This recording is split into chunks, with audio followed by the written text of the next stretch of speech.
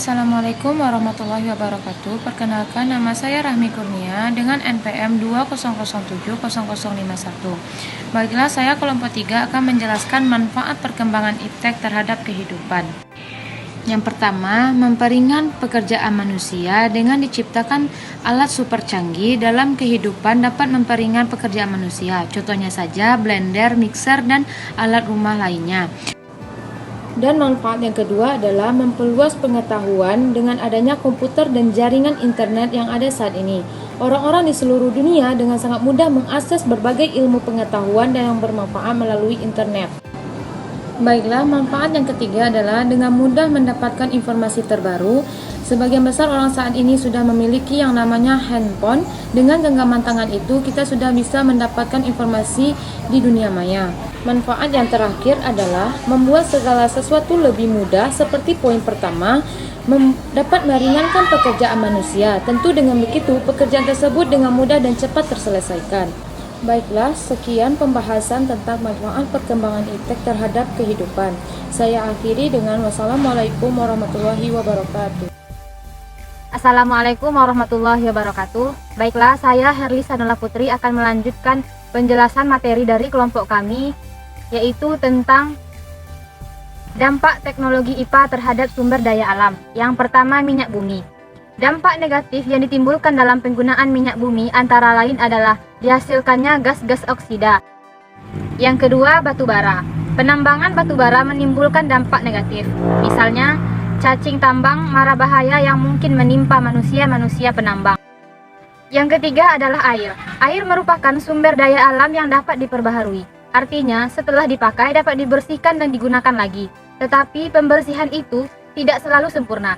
Yang keempat yaitu hutan, hewan, dan ternak. Hutan dan hewan atau ternak merupakan sumber daya alam yang dapat diperbaharui. Tetapi teknologi modern dapat mengakibatkan sumber daya alam tersebut menjadi tidak berdaya atau tidak dapat diperbaharui. Yang kelima yaitu tanah. Tanah pertanian sebagai sumber daya sebenarnya dapat diperbaharui.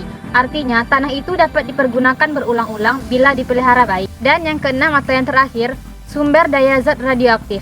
Zat-zat radioaktif merupakan sumber daya alam yang sangat penting, karena zat ini dapat ikut menentukan nasib manusia di masa mendatang. Zat radioaktif merupakan zat yang sangat berbahaya. Cukup sekian materi yang saya jelaskan.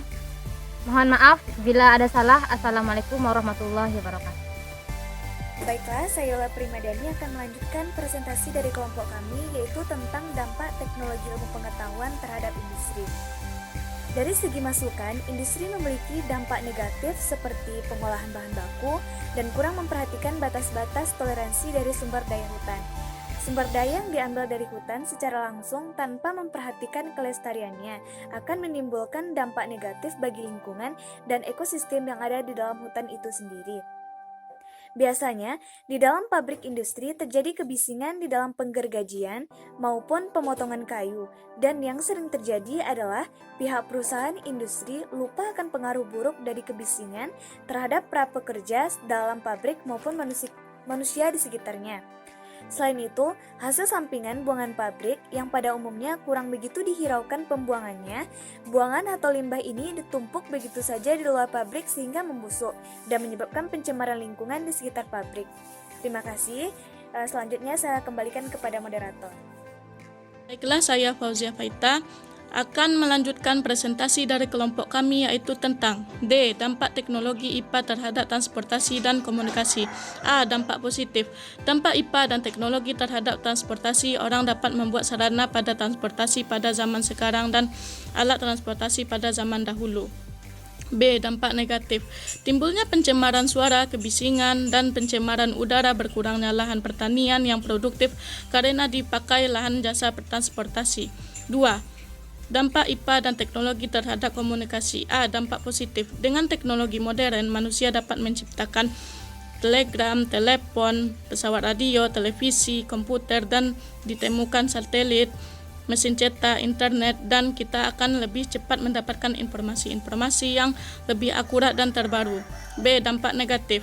Pemanfaatan jasa komunikasi oleh jaringan teroris, penggunaan informasi, kerahasiaan alat tes semakin terancam, kecemasan dalam teknologi, dan teknologi dikendalikan oleh orang yang tidak bertanggung jawab atau timbul kehancuran di muka bumi ini. Baiklah, terima kasih. Selanjutnya saya akan kembalikan kepada moderator. Baiklah, saya Wina Febriza, NPM 2007-0053 akan melanjutkan hasil presentasi dari kelompok kami, yaitu dampak teknologi IPA dan SDM. Yang A, dampak positif IPA dan teknologi terhadap SDM.